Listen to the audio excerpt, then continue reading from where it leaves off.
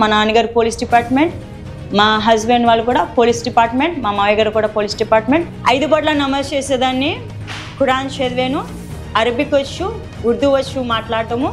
దర్గాలు కూడా నేను వెళ్ళేదాన్ని.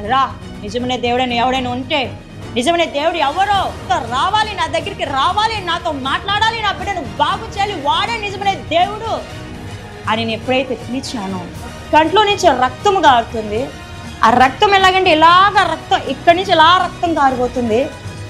నేను బాబుని విడిచిపెట్టి బయటకు వచ్చాను కదా, నువ్వు బాబుని విడిచిపెట్టి బయటికి ఎలాగెళ్ళిపోయావు, నువ్వు తల్లివా కసాయిదానివా నన్ను అడిగినప్పుడు, వసే పాపి ఎంత పాపం చేసావే, ముందు ఆ దరిద్రాన్ని విడిచిపెట్టి నువ్వు ఆ యేసుప్రభుని నమ్ముకోవడం వల్లనే నీ భర్త మంచని పడ్డాడు, నీ బిడ్డ మంచని పడ్డాడు. ముందట నువ్వు ఆ దరిద్రాన్ని విడిచిపెడితే పిచ్చ కుక్కను కొట్టినట్టు కొట్టాడు. నన్ను ఇంట్లో పిచ్చ కుక్కను కొట్టినట్టు కొట్టాడు. మొదటి దెబ్బ నాకు ఎప్పుడైతే బ్రెయిన్కి తగిలిందో, లోపల ఎముకలు సరి చేస్తున్నప్పుడు ఇంతంత రాడ్స్ పెట్టి నా ముక్కులోని ఎముకలు ఇక్కడ సరి చేస్తున్నప్పుడు నాకు చాలా, నేను కోట్ల ఆస్తిని వదులుకొని వచ్చాను.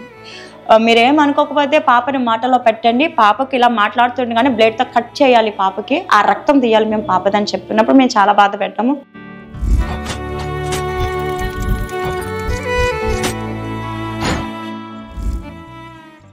Praise the Lord. నేను మీ తమ్ముడు జోషిని.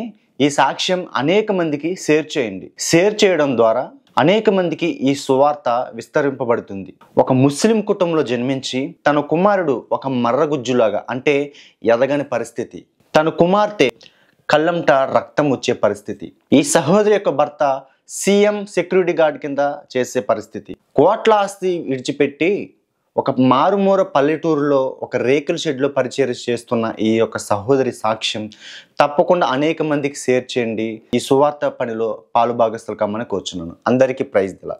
అలాగే ఒక లైక్ చేయండి. లైక్ చేయడం వల్ల ఈ యొక్క వీడియో అనేక మందికి చేరడానికి అవకాశం ఉంటుంది. ప్రభునామానికి మహిమ కలుగును గాక. ఇటు అవకాశం ఇచ్చినందుకు, మరి ఇటు అవకాశం ఇచ్చిన జోషియన్ను కూడా ప్రభునామానికి వందనాలు చెల్లిస్తున్నాను. నేను యేసుక్రీస్తు ప్రభుని సొంత రక్షకుడిగా అంగీకరించడం అనేది జరిగింది. యేసుక్రీస్తు ప్రభుని రక్షకుడిగా అంగీకరించక ముందు నేను ముస్లిం సాంప్రదాయ ప్రకారము జీవించడం అనేది జరిగింది.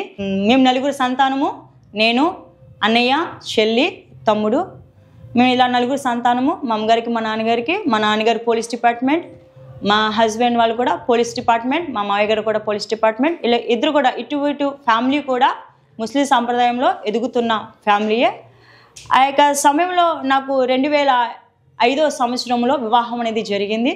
నాకు తర్వాత 2 పిల్లలు అనేది పుట్టడం జరిగింది. అప్పటి వరకు మా జీవితం అనేది సాఫీగాను కొనసాగుతుంది.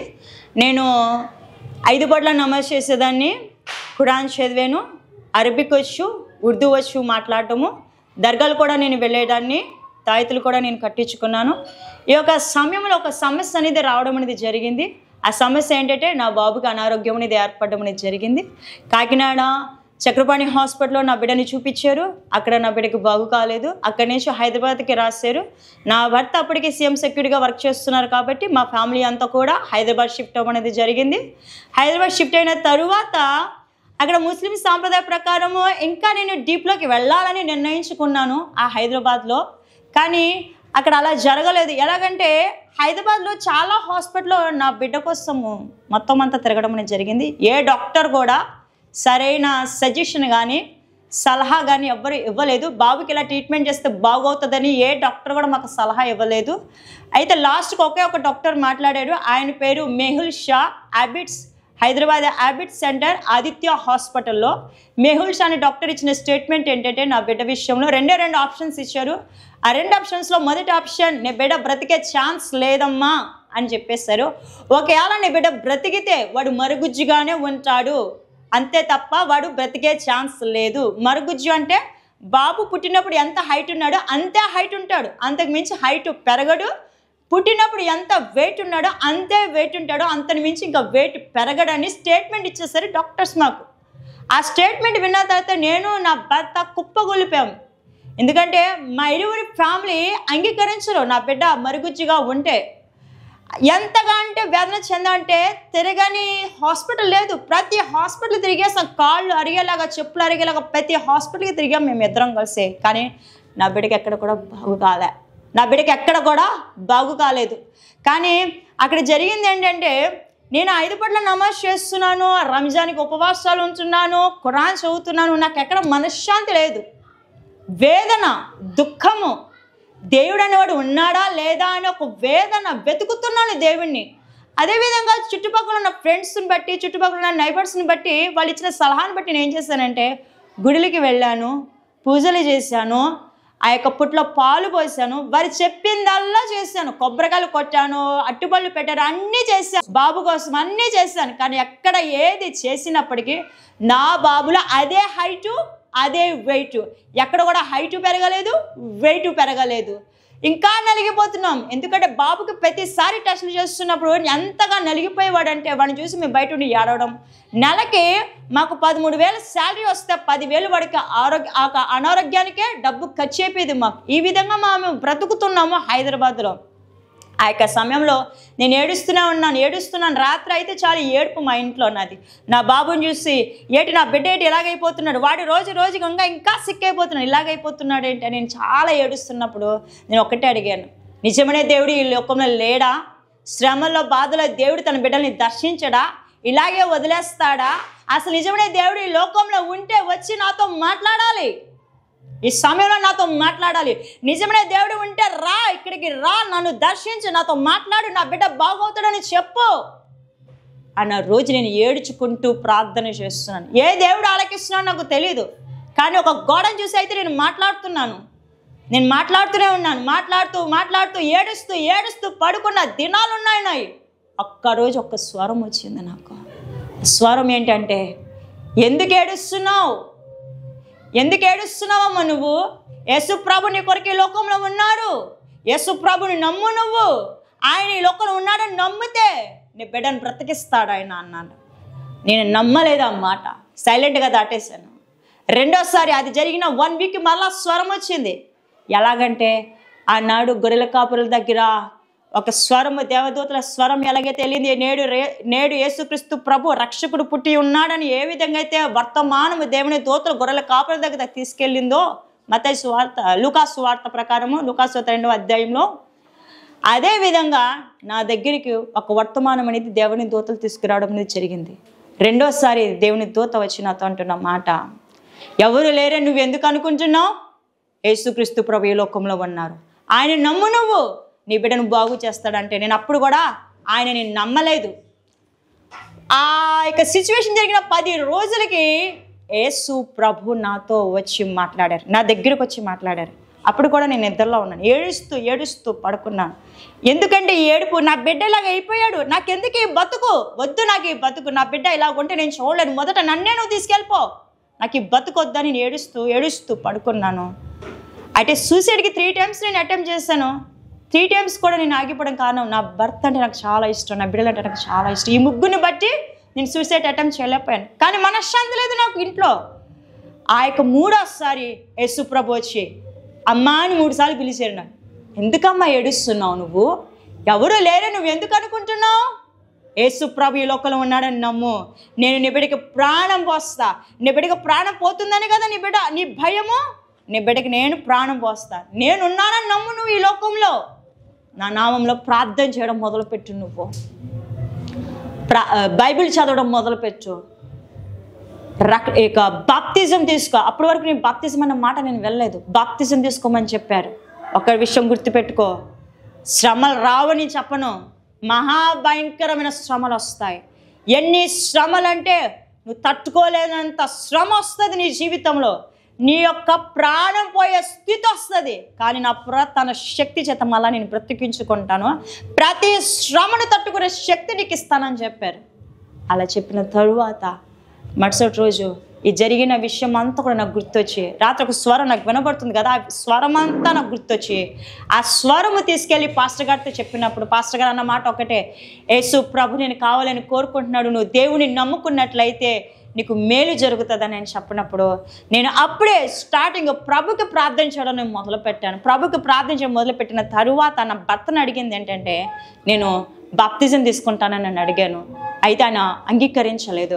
వద్దు, నువ్వు బాప్తిజం తీసుకోవడానికి వీల్లేదు, ఎందుకంటే మనం ఏ కులం నుంచి వచ్చామో, ఏ కులంలోకి వెళ్తున్నావు నువ్వు, మన వాళ్ళు ఒప్పుకోరు నువ్వు బాప్తిజం తీసుకుంటే, వెళ్ళవేస్తారు మనల్ని అని చెప్పినప్పుడు నేను సైలెంట్ అయిపోయాను. ఎందుకంటే ప్రభు నువ్వు నన్ను పిలుచుకున్నావు, నీ చిత్తమైతే నువ్వే మార్గం తెరుస్తావని నేను సైలెంట్ అయిపోయినాను. అప్పుడు మొదటిసారి ఇంట్లో నేను ప్రేయర్ పెట్టించుకున్నాను. ప్రేయర్ పెట్టించుకున్న ఆ రోజు రాత్రి నా భర్తతో ప్రభు మాట్లాడడము, పరిశుద్ధాత్మ దేవుడు మాట్లాడడం అనేది జరిగింది. ఏమిటంటే, ఇదిగో నీ బిడ్డ ప్రాణం పోయే సమయం వచ్చింది, నేనున్నానని ఈ లోకంలో నువ్వు నమ్మినట్లయితే నీ బిడ్డకి నేను ప్రాణం పోస్తానని పరిశుద్ధాత్మ దేవుడు నా భర్తతో మాట్లాడడం అనేది జరిగింది. కానీ నా భర్త ఆ యొక్క మాటను బయటికి తీసుకురాలేదు, దాన్ని సైలెంట్ చేస్తారు ఆ మాటను. ఆ యొక్క దర్శనం వచ్చిన తర్వాత కరెక్ట్గా 1 వీక్ నా భర్త సిక్ అయిపోయారు, చికెన్ పాక్స్ వచ్చి సిక్ అయిపోయారు. ఆయన మంచాన్ని పడిపోయారు. ఆయన మంచాన్ని పడిన 2 రోజులకి నా బిడ్డ కూడా మంచాన్ని పడిపోయారు. Full fever.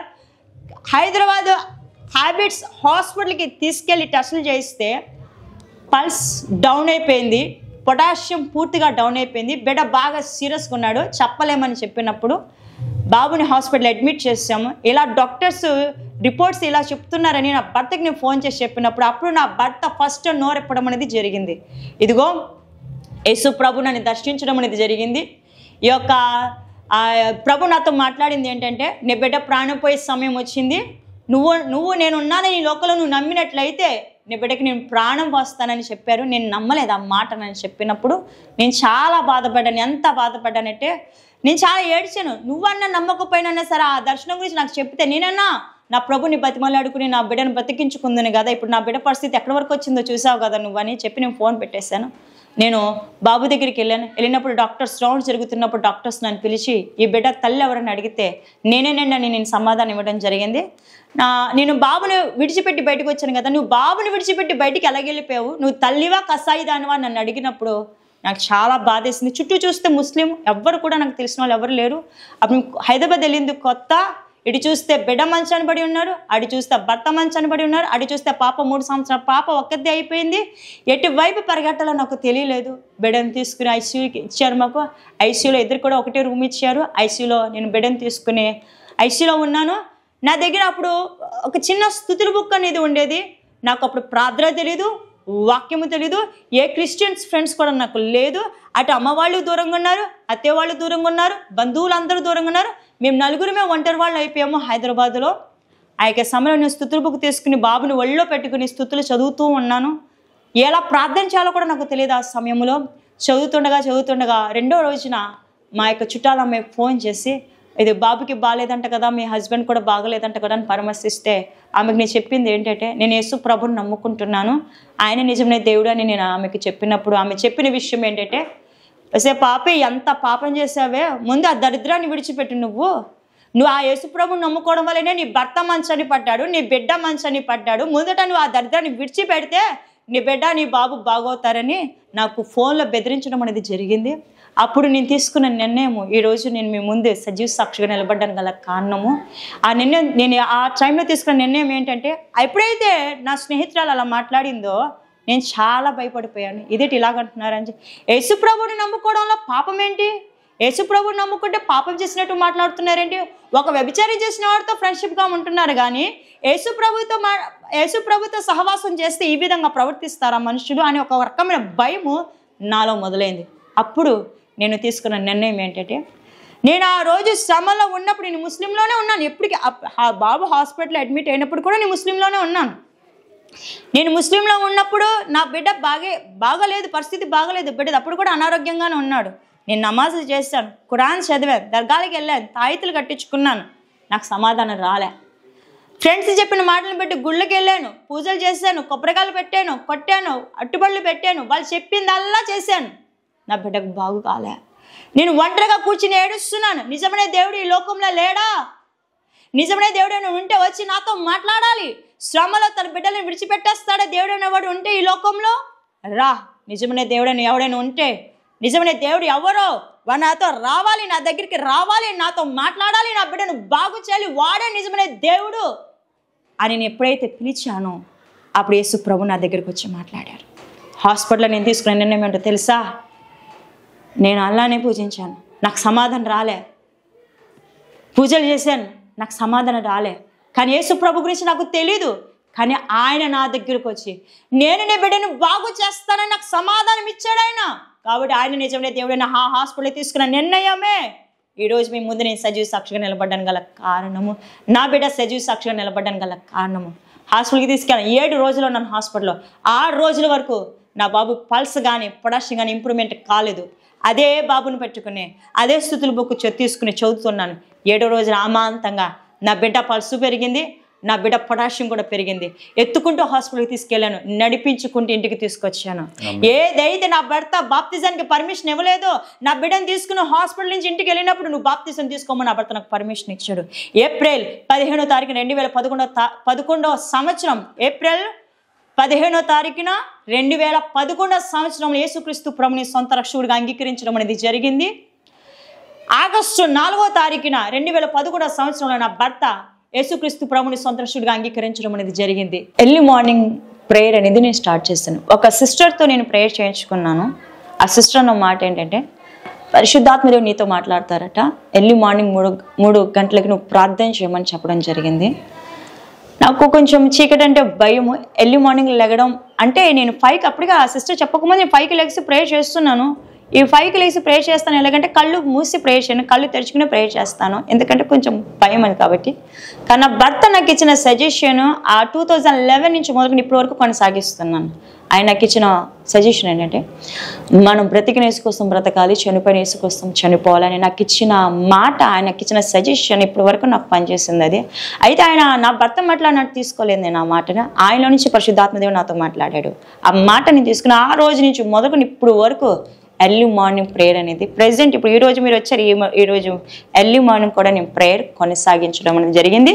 నేను బ్రతికున్నంత వరకు కూడా ఆ ప్రేయర్ కొనసాగిస్తాను నేను. అయితే ఎర్లీ మార్నింగ్ సిస్టర్ నాకు సజెషన్ ఇచ్చారు కదా, ఎర్లీ మార్నింగ్ లేసి నేను ప్రేయర్ చేస్తున్నప్పుడు ఒక స్వరం నాకు వినబడుతుంది.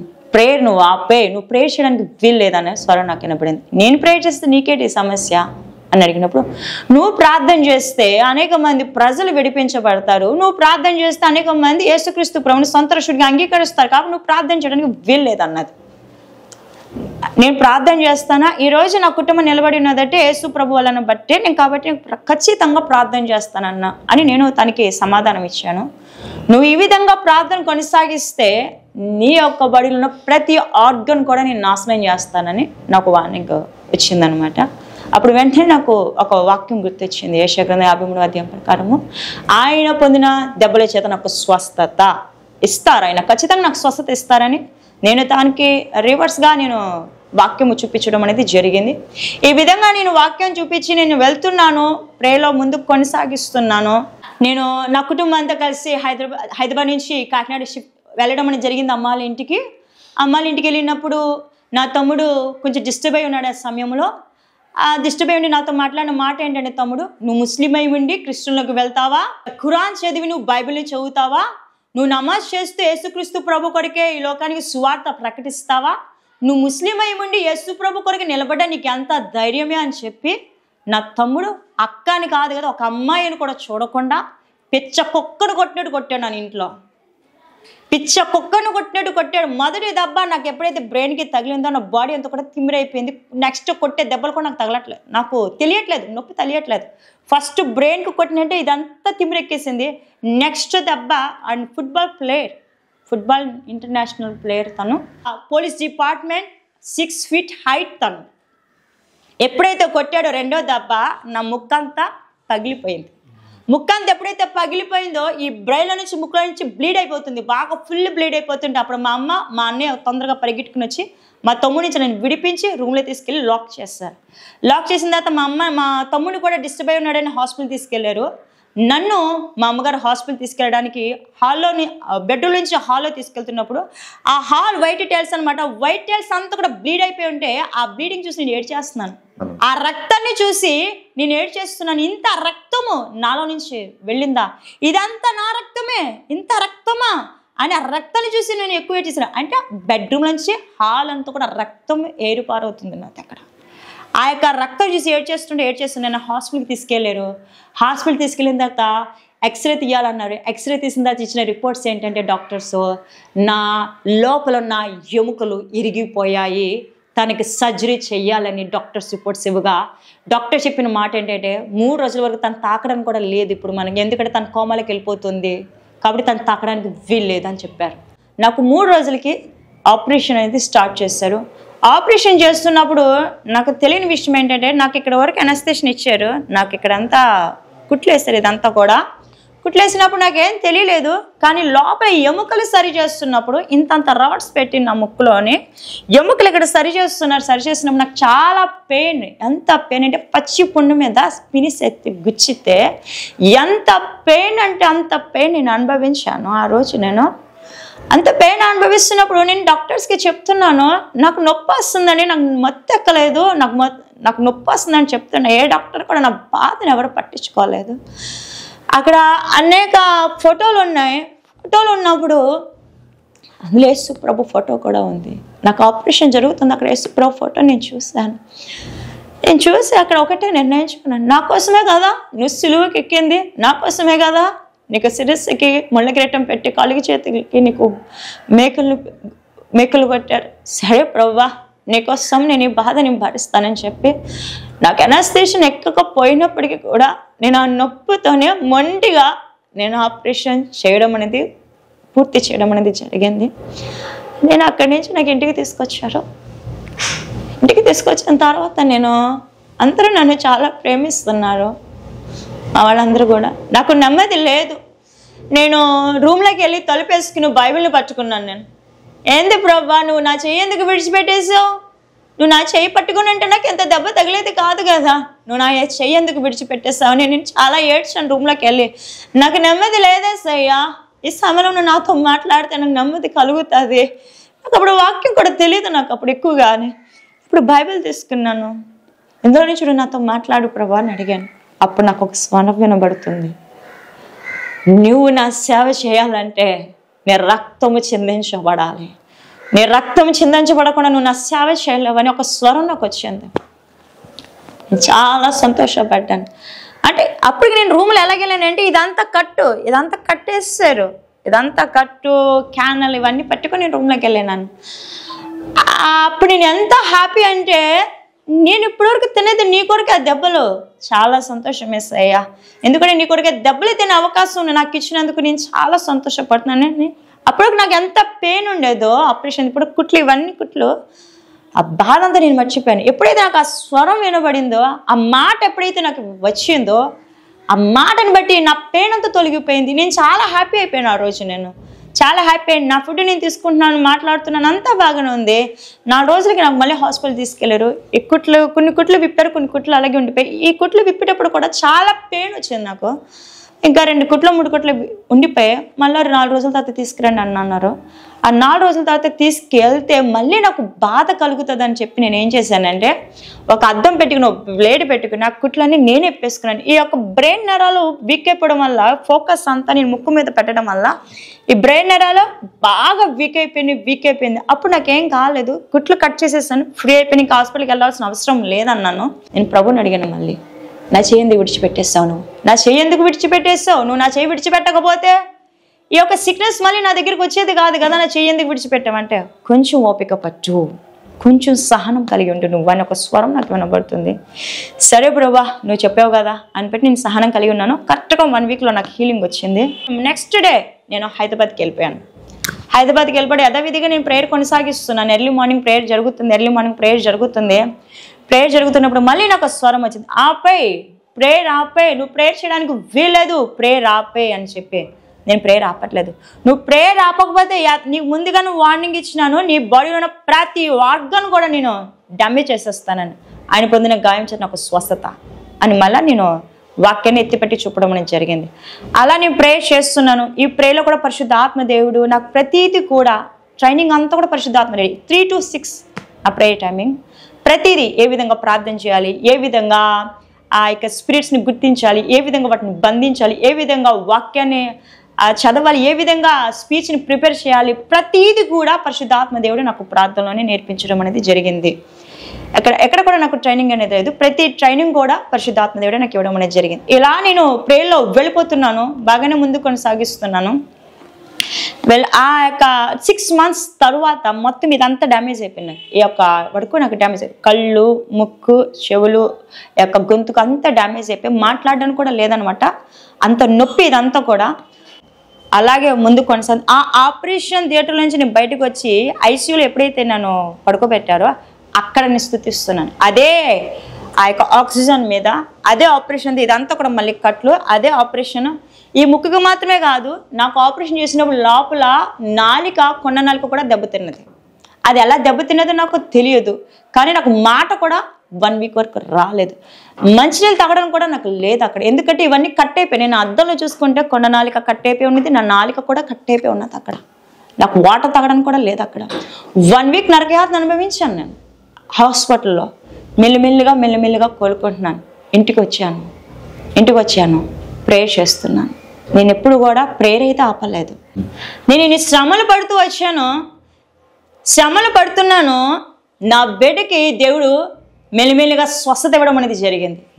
ఎలాగంటే స్వస్థత, వచ్చిన శాలరీలో సగం శాలరీ వాడు రిపోర్ట్స్కి అనేది ఖర్చు అయిపోయినది, వాడు మెడిసిన్కి అనేది ఖర్చు అయిపోయినది. చాలా మెడిసిన్ వాడాం మా బాబుకి, కానీ ఎక్కడ క్యూర్ కాలేదు. కానీ ఎప్పుడైతే మేము ప్రభువులో ఎదుగుతున్నామో నా బిడ్డ కూడా శరీరాకృతి పెరగడం అనేది జరిగింది. నేను ఎప్పుడైతే ప్రభువులో బలపడుతున్నానో నా బిడ్డ మెడిసిన్ అనేది తగ్గిపోయింది. నేను ఎప్పుడైతే ప్రభువులో బలపడుతూ పరిశుద్ధాత్మ చేత ముందుకు నడిపించబడుతున్నానో నా బిడ్డ హైట్ పెరగడం అనేది జరిగింది. హల్లెలూయా. నా బిడ్డ మెల్లిమెల్లిగా హైట్ పెరుగుతున్నాడు, వెయిట్ పెరుగుతున్నాడు. మెడిసిన్ అనేది తగ్గిపోయింది. ఇప్పుడు నా బిడ్డ హైట్ ఏంటంటే నాకన్నా హైట్ ఎక్కువ. వాడు 1 kg పెరగడానికి 1 year కూడా సరిపోతుంది. 2 yearsలో 1 kg పెరిగితే ఇప్పుడు నా బిడ్డ 50 kgs ఉన్నాడు. దేవుడి నామానికి మహిమ కలుగును గాక. చూడండి, డాక్టర్స్ రిపోర్ట్స్ ఇచ్చింది ఏంటంటే నా బిడ్డకి 2 ఛాన్సెస్ ఇచ్చారు. ఒకటి బతకడని చెప్పి, రెండోది ఛాన్స్ అంటే ఒకవేళ బతికితే మరగుజ్జుగానే ఉంటాడని డాక్టర్స్ రిపోర్ట్స్ ఇవ్వడం అనేది జరిగింది. కానీ ఎప్పుడైతే నిజ దేవుడిని నేను తెలుసుకున్నానో ఆ సమయంలో దేవుడు నా బిడ్డకి ఇచ్చిన స్వస్థత, మరుగుజ్జు నుంచి నా బిడ్డని ఎంత ఆరోగ్యకరంగా స్వస్థత దేవుడు ఇచ్చి ఉన్నాడు. మరి వెయిట్ పెరిగేది కాదు, హైట్ పెరిగేది కాదు. ఈరోజు నా బిడ్డ వెయిట్ నన్ను మించి అంటే 5'8", 5'9" హైట్లో ఉన్నాడు నా బిడ్డ. ఈరోజు నా బిడ్డ యొక్క వెయిట్ కూడా 50 kg వెయిట్. ఈరోజు నా కుమారుడు Aditya college intermediate first year చదువుతున్నాడు. ఈరోజు నా బిడ్డ బ్రతికున్నాడంటే నా ప్రభు యొక్క నామమును మహిమకరంగా, నా శక్తిని బట్టో, నా బలాన్ని బట్టో, నాకున్న ఆర్థిక స్తోమతను బట్టో, నాకున్న జ్ఞానాన్ని బట్టో ఈరోజు నా బిడ్డ ఆరోగ్యంగా కాదండి ఉన్నది. కేవలము ప్రభు నామమునికి మహిమకరంగా ఆయన పొందిన దెబ్బల చేతనే నా బిడ్డ అయితే సంపూర్ణమైన ఆరోగ్యంగా సజీవ సాక్షిగా నిలబడి ఉన్నాడు. ఈ సాక్షిని బట్టి ప్రభు నామమునకే మహిమ కలుగును గాక. నా బతకడని చెప్పిన డాక్టర్స్ రిపోర్ట్స్ని దేవుడు మార్చేశాడు. హైట్ పెరగడని డాక్టర్స్ రిపోర్ట్స్ ఇస్తే నా దేవుడు నన్ను మించి హైట్, నా బిడ్డ ఈరోజు నన్ను మించి హైట్ ఉన్నాడు. ఈరోజు వాడు 50 kgs ఉన్నాడు. ఈరోజు వాడు 10th class ఫస్ట్ క్లాస్లో పాస్ అయ్యి ఇంటర్మీడియట్ ఆదిత్య కాలేజ్లో జాయిన్ అయ్యి చదువుతున్నాడు. ఈ విధంగా నేను పెరుగుతున్నాను దేవుళ్ళలోని. అప్పటి నుంచి ఆ యొక్క నేను హాస్పిటల్ నుంచి డిశ్చార్జ్ అవ్వడం, నా బిడ్డ మెల్లమెల్లగా ఎదగడం అనేది మొదలు పెట్టడం అనేది జరిగింది. తర్వాత అలాగే నాకు స్వరాలు వస్తున్నాయి, ప్రేయర్ ఆపే నువ్వు ప్రేయర్ చేయడానికి వీలేదు, నువ్వు వాక్యము చదవద్దు, బైబిల్ ముట్టొద్దు అని ఎన్నో రకాలుగా నన్ను డిస్టర్బెన్స్ క్రియేట్ చేస్తున్నప్పుడు నేను ఏ రోజు కూడా ప్రేయర్ ఆపలేదు, ఏ రోజు కూడా వాక్యము ధ్యానించడం ఆపలేదు. అయితే అలాగే నేను సువార్త ప్రకటించడం మెల్లిమెల్లిగా నేను బయటికి వెళ్తున్నాను. హైదరాబాద్లో ఉండగా నేను బయటికి వెళ్తున్నాను. ఇల్లు కట్టడం అనేది జరిగింది కాకినాడలో. సరే, ఆ ఇల్లు కట్టిన తర్వాత గృహప్రవేశానికి మేము వెళ్ళాం. గృహప్రవేశం జరిగిన తర్వాత నేను మళ్ళీ ఇంటికి వచ్చేసాను. పిల్లల్ని తీసుకుని మా ఫ్యామిలీ అంతా ఇంటికి వచ్చేసాము. ఇంటికి వచ్చేసిన తరువాత జరిగిన ఇన్సిడెంట్ ఏంటంటే, ఆ రోజు సాటర్డే మేము ఇంటికి వచ్చినాము, సండే ప్రే చేసుకున్నాను.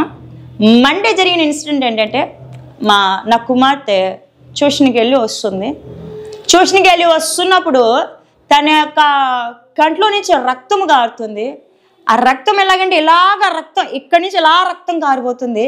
మేము చాలా టెన్షన్ పడిపోయి పాపని హాస్పిటల్కి తీసుకెళ్ళిపోయాము. అదే మొట్టమొదటిసారి పాపకి జరిగిన మొట్టమొదటిసారి హాస్పిటల్ తీసుకెళ్ళిన వెంటనే డాక్టర్స్ చెక్ చేసి పాప రిపోర్ట్స్ అన్ని నార్మల్ ఉన్నాయమ్మా, ఎందుకు ఇలా బ్లీడ్ అవుతుంది పాపకని వాళ్ళకి ఏం అర్థం కావట్లేదు అని చెప్పి ఇంటికి పంపించేశారు. మెడిసిన్ వచ్చి వేసినాం, బాగానే ఉంది. నెక్స్ట్ డే మళ్ళీ అదే కంటిన్యూ ఇచ్చి బ్లీడ్ అవుతుంది.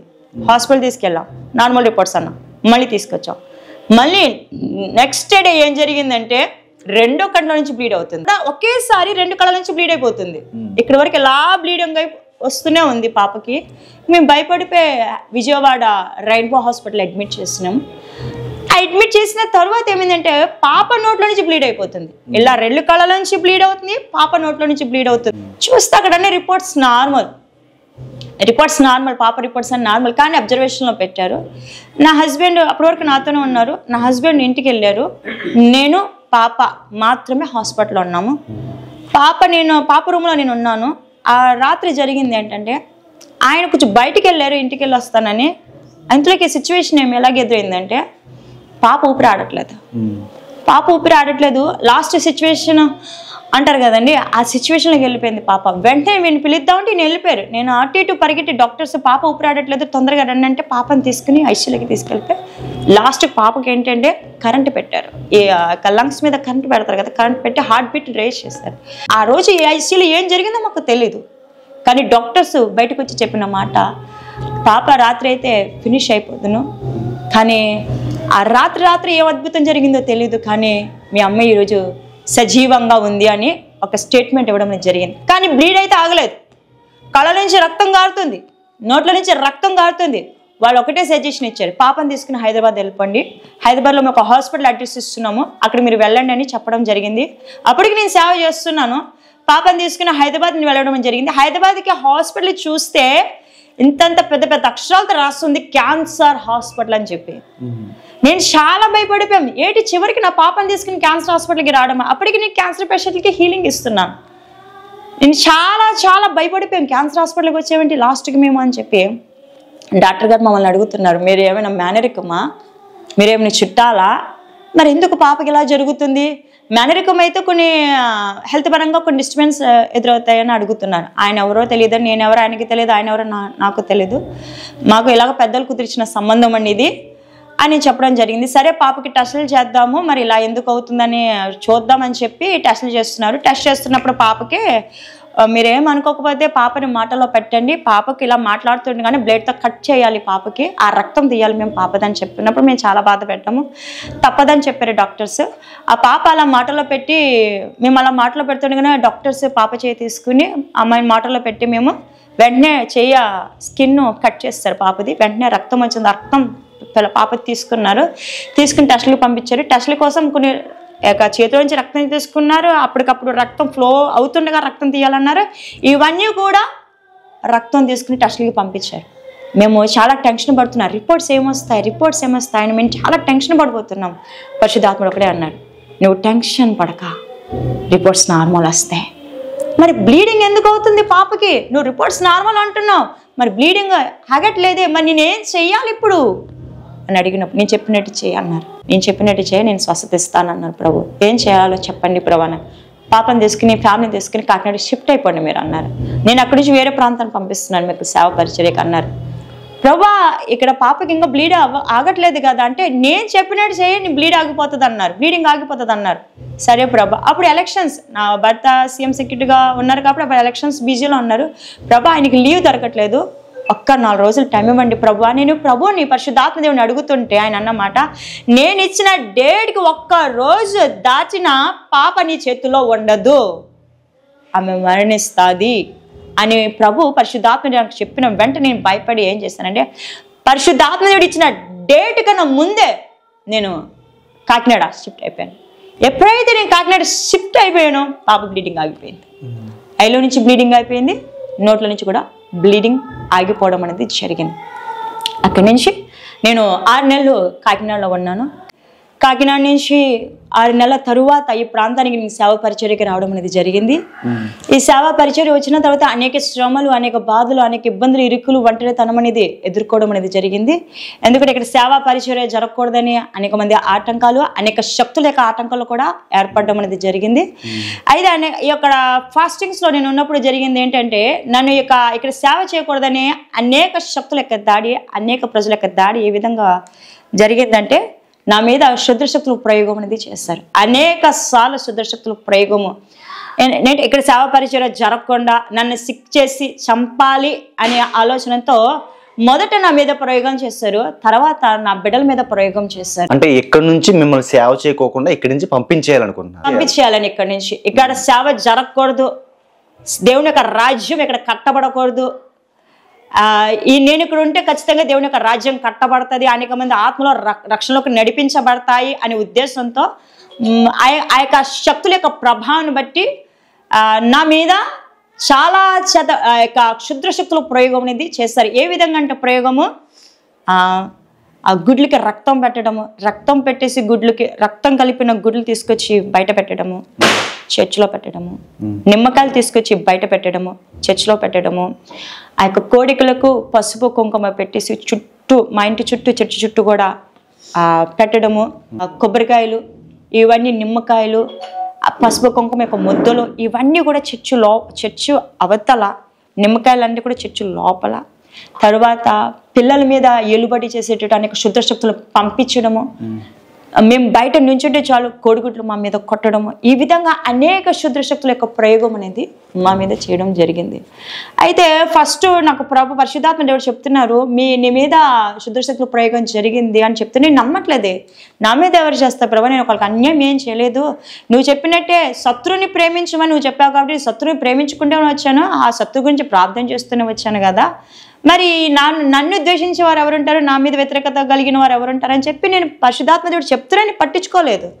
అయితే నాకు ప్రూఫ్ చూపించాను, నాకు ప్రూఫ్ కావాలని అడిగాను, నాకు ప్రూఫ్ కావాలి ప్రభా మీరు చెప్తున్న మాట అన్నప్పుడు నేను ఎప్పుడైతే ప్రూఫ్ అడిగానో వెంటనే ప్రూఫ్ దొరికింది. అప్పటి వరకు నేను ప్రూఫ్ గుర్తించలేదు, గమనించలేదు. ప్రూఫ్ ఏంటంటే నిమ్మకాయలకి పసుపు కుంకుమ పెట్టేసి కరెక్ట్గా నా బండి దగ్గర, నా వెహికల్ దగ్గర పెట్టేసింది. నేను వెహికల్ వాడతాను, అయితే స్కూటీ వాడతాను, ఆ స్కూటీ దగ్గర ఆ నిమ్మకాయకి పసుపు కుంకుమ పెట్టేసి కొన్ని నిమ్మకాయలు నా స్కూటీ దగ్గర పెట్టడం అనేది జరిగింది. ఎప్పుడైతే నేను ఆ నిమ్మకాయని చూశాను, నేను షాక్, మైండ్ బ్లోయింగ్ నాకు ఆ నిమ్మకాయని చూసి. నేను పరిశుద్ధాత్మ ఇప్పటివరకు చెప్తున్నాడు నీ మీద విచ్ క్రాఫ్ట్ జరిగింది అని చెప్తున్నప్పుడు నేను నమ్మలేదు. నాకు ప్రూఫ్ ఎప్పుడైతే అడిగానో వెంటనే నాకు ప్రూఫ్ కనబడింది. ఎప్పుడైతే ఆ ప్రూఫ్ నేను చూసానో మా ఫ్యామిలీ అంతా కూడా షాక్, ఎంత దారుణమైన మనుషులు ఉంటారు ఇక్కడ అని చెప్పి వెంటనే నేను ఏం చేశానంటే, నాకు ఫాస్టింగ్స్లో ఉన్నాను ఆ టైంలో, నైట్ నేను ప్రే స్టార్ట్ చేశాను. నైట్ ప్రే స్టార్ట్ చేసినప్పుడు పరిశుద్ధాత్మ ఒకటే అంటున్నాడు, ప్రార్థన చేయి, ఆ శుద్ర శక్తుల సమూహం అంతటిని బంధించు అని ప్రభు యొక్క స్వరము నేను ఎప్పుడైతే విన్నానో వెంటనే ఆ సమయంలో ఆ శక్తులను బంధించాను. చేతబడ్డ శక్తులను, క్షుద్ర శక్తులను, మాంత్రిక శక్తులను ఎప్పుడైతే బంధించానో నా సిక్నెస్ తగ్గిపోయింది. ఎప్పుడైతే సిక్నెస్ తగ్గిపోయిందో ఇంకా దాడులు ఎక్కువైపోయాయి, ఇంకా దాడులు నా మీద ప్రయోగము పని చేయట్లేదు.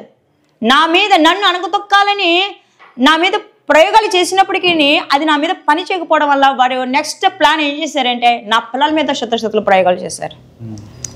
నా పిల్లలు ఎంతో నలిగిపోయారు శుద్రశక్తులను బట్టి, నా పాప ఎంతో నలిగిపోయింది శుద్రశక్తులను బట్టి. ఆ సమయంలో ఒక్కటే ప్రభుని అడిగాను, నువ్వేం భయపడగా, నీకు అధికారం ఇచ్చానా లేదా? నాకు అధికారం కూడా ఎలాగొచ్చిందంట అన్న, ఇది నేను విజయవాడ ఉన్నప్పుడు విపరీతమైన హెడ్ఏక్, నాకు విపరీతంగా హెడ్ఏక్, నాకు ఎంఆర్ఐ స్కాన్ కూడా తీశారు, ట్యూమర్స్ ఏమైనా ఉన్నాయేమో అని. ఆ స్కాన్ అన్ని రిపోర్ట్స్ నార్మల్ వచ్చింది. నేను ఇంటికి వచ్చాను, విపరీతంగా నీ కింద దొల్లేస్తున్నాను, హెడ్ఏక్తో దొల్లేస్తుంటే ప్రభుతో మాట్లాడుతున్నాను, నేను పరిశుద్ధాత్మదేవతో మాట్లాడుతున్నాను. పరిశుద్ధాత్మదేవ ఈ యొక్క బలహీనత నుంచి నన్ను విడిపించు అని అడిగాను. ఈ బలహీనత ఏంటి నాకంటే నీ మీద క్షుద్రశక్తుల ప్రయోగం జరిగిందని అన్నారు. ఆల్రెడీ క్షుద్రశక్తుల ప్రయోగానికి నేను ప్రార్థన చేస్తే డెలివరెన్స్ ఇస్తున్నారు, మరి నా మీద ప్రయోగం జరిగినప్పుడు నాకు కూడా స్వస్థత ఇవ్వాలి కదా అని అన్నాను. నేను స్వస్థత ఇవ్వను నీకు అన్నారు ప్రభు, ఇవ్వను నేను అన్నాను. ఎందుకు ఎవరు నాకు స్వస్థత అని అడిగాను. నువ్వు ఇప్పుడు నలిగిపోతున్నావు కదా శుద్రశక్తుల యొక్క ప్రయోగాన్ని బట్టి, ఆ ప్రభావాన్ని బట్టి నువ్వు నలిగిపోతున్నావు కదా, ఈ బాధ నువ్వు అనుభవిస్తున్నావా? ఆ బాధ ఎంత నలిగిపోతున్నా నీకు అనుభవిస్తున్నావా? నా ప్రజలు కూడా అలాగే నలిగిపోతున్నారు బయట. నా ప్రజలు కూడా శుద్రశక్తుల ప్రభావాన్ని బట్టి, దయ్యపు శక్తుల యొక్క ప్రభావాన్ని బట్టి నలిగిపోతున్నారు. నువ్వు వారి పట్ల కేర్ తీసుకోవాలంటే ఆ బాధ నువ్వు అనుభవించాలన్నారు. అప్పుడు నేను ఆ బాధ అసలని దేవుని చిత్తాన్ని నేను గ్రహించాను అనమాట. అప్పుడు దేవుని చిత్తాన్ని గ్రహించి అప్పటి నుంచి ఇంకా ఆ యొక్క అనాయింటింగ్ కొరకు ఇంకా మొరపెడుతున్నా, ఈ శుద్రశక్తుల మీద ఇంకా నాకు ఫుల్ పవర్ కావాలి ప్రభా, నేను ప్రేయర్ చేస్తున్నప్పుడు దేవుడు నాకు దాని మీద అనాయింటింగ్ ఇచ్చాడు, అభిషేకించాడు ఆ పవర్స్ మీద. అప్పుడు నాకు మాట గుర్తు చేశాడు దేవుడు, నీకు శుద్రశక్తుల మీద అధికారం లేదా, దెయ్యపు శక్తుల మీద నీకు అధికారం లేదా అంటే నా బిడ్డ నలిగిపోతుంది అక్కడ. ఆ అధికారం నీకు ఉన్నప్పుడు ఎందుకు నువ్వు భయపడుతున్నావు? ప్రార్థన చేయి. నీ బిడ్డ లాంటి వాళ్ళు ఎంతో మంది యవ్వనస్తులు నలిగిపోతున్నారు బయట. నీ బిడ్డ ఎంత నలిగిపోతున్నావు కళ్ళారా చూస్తున్నావు కదా. బయట కూడా నా బిడ్డల్ని విడిపించే వాళ్ళు ఎవరు లేరు. నా బిడ్డలో యవ్వనస్తులు ఎంతో మంది నలిగిపోతున్నారు, నా బిడ్డలు విడిపించే వాళ్ళు ఎవ్వరూ లేరు. ఈ పెయిన్ నువ్వు అనుభవిస్తున్నావు కదా. అనేక మంది తల్లిదండ్రులు అదే బాధపడుతున్నారు వాళ్ళ బిడ్డల్ని బట్టి. ఈ పెయిన్ నువ్వు అనుభవిస్తున్నావు కదా, నీ బిడ్డని విడిపించి అధికారం నీకు ఇచ్చాను, ప్రార్థన చేయి, నీ బిడ్డకి విడుదల పొందుకుంటుంది అన్నప్పుడు నా బిడ్డ కొరకు నేను ప్రార్థన చేస్తున్న బిడ్డ దేవుడి నామానికి మహిమకరంగా విడిపించబడింది. శుద్రశక్తుల నుంచి, దయ్యపు శక్తుల నుంచి నా బిడ్డ విడిపించబడింది. ఇప్పుడు నేను ఏదైతే నా బిడ్డ యొక్క బాధ నేను కళ్ళారా చూశానో, అనేక మంది యవ్వనస్తుల బాధ నా బిడ్డ బాధలాగా నేను తీసుకుంటున్నాను. నేను ఎప్పుడైతే క్షుద్రశక్తుల ప్రభావం బట్టి నేను నలిగిపోయానో, అనేక మంది యవ్వనస్తులు కావచ్చు, అనేక మంది స్త్రీలు కావచ్చు, పురుషులు కావచ్చు, వాళ్ళు ఎంత నలిగిపోతున్నారో వాళ్ళు నా దగ్గరికి వస్తున్నప్పుడు నేను ఎంత పెయిన్ అనుభవించిన ఆ పెయిన్ని జ్ఞాపకం పెట్టుకుని వాళ్ళ పట్ల కేర్ తీసుకుని వాళ్ళకి ప్రార్థన చేసి పరిపూర్ణంగా డెలివరెన్స్ హీలింగ్ ఇచ్చి పంపిస్తాను.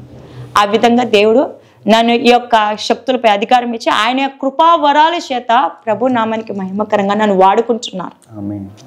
అయితే ఇక్కడ ఈ యొక్క ప్రాంతానికి దేవుడు నన్ను సేవకు పంపించడం అనేది జరిగింది. ఈ యొక్క ప్రాంతం చాలా వ్యతిరేకతలతో కూడుకున్న ప్రాంతమే ఉన్నది. కానీ ప్రభు ఇక్కడే సేవ చేయాలని ఆజ్ఞాపించినప్పుడు నాకు దేవుడిచ్చిన కోట్ల ఆస్తిని విడిచిపెట్టుకుని, చూడండి ఇక్కడ నేను వచ్చింది కోట్ల ఆస్తిని విడిచిపెట్టుకుని నా బిడ్డలు ఇద్దరిని తీసుకుని నా భర్త నా కుటుంబ సమేతంగా ఊరు తెలియని ప్రాంతము తెలియని ప్రజల మధ్య దేవుని సేవ కొరకునే ఇక్కడికి రావడం అనేది జరిగింది. నా దగ్గర డబ్బు లేదు మందిరం కట్టడానికి. నా భర్త నాకు ఇచ్చిన ఆలోచన, నాకు నా కూతురికి ఉన్న కొన్ని నగలు ఉంటే ఆ నగలు అమ్మేసి మన చర్చ కడదాం అన్నప్పుడు దేవుడు నామానికి మహిమకరంగా నాకు నా కూతురికి ఉన్న నగలు అమ్మేసి ఈ చర్చ్ అనేది కట్టడం అనేది జరిగింది.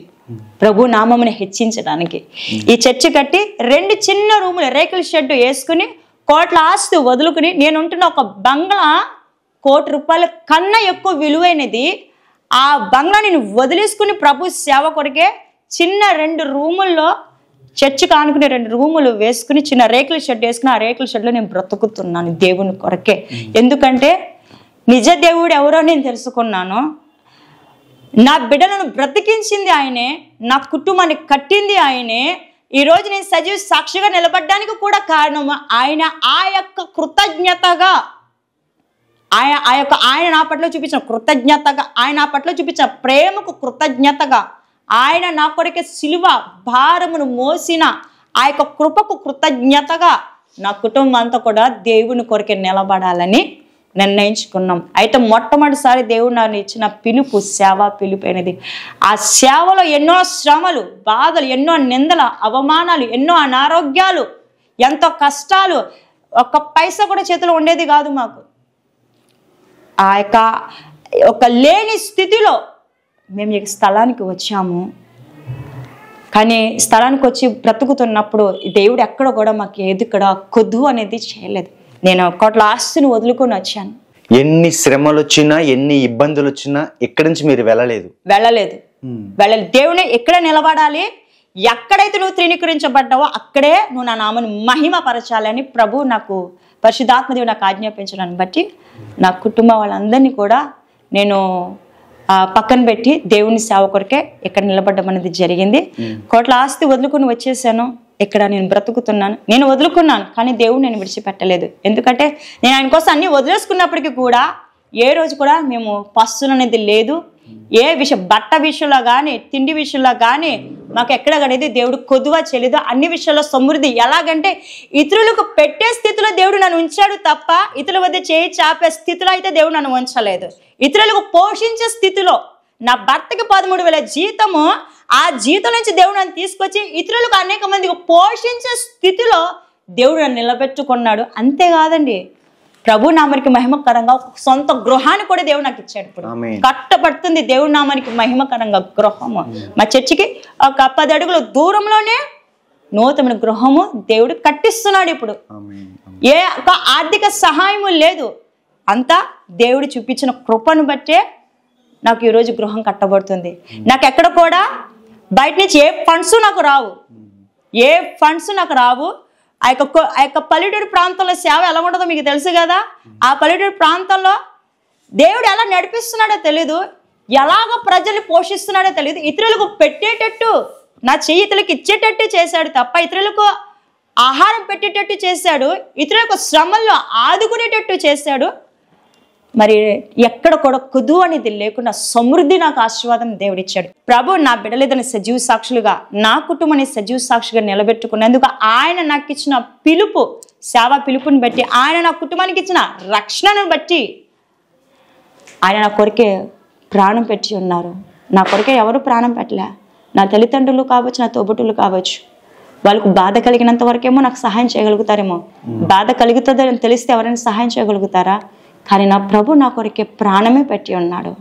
ఆయన ప్రాణం పెట్టాడు కాబట్టి ఆయన కొరికే, ఆయన సాక్షిగా సర్వలోకమంతటి కూడా ఆయన సాక్షిగా నేను నిలబడాలని నిర్ణయించుకున్నాం మా కుటుంబము. కాబట్టి ఈరోజు నేను మీతో సాక్ష్యం పంచుకుంటున్నానంటే అది నన్ను బట్టి కాదు, కానీ దేవుడు నా కుటుంబం పట్ల చూపించిన కృపను బట్టి, ఈ సాక్ష్యం బట్టి ప్రభు నామమునకు మహిమ కలుగును గాక అన్న ఈ సమయం ఇచ్చినందుకు ప్రభు బిడ్డ అన్నకు వందనాలు హృదయపూర్వకంగా చెల్లిస్తున్నాను.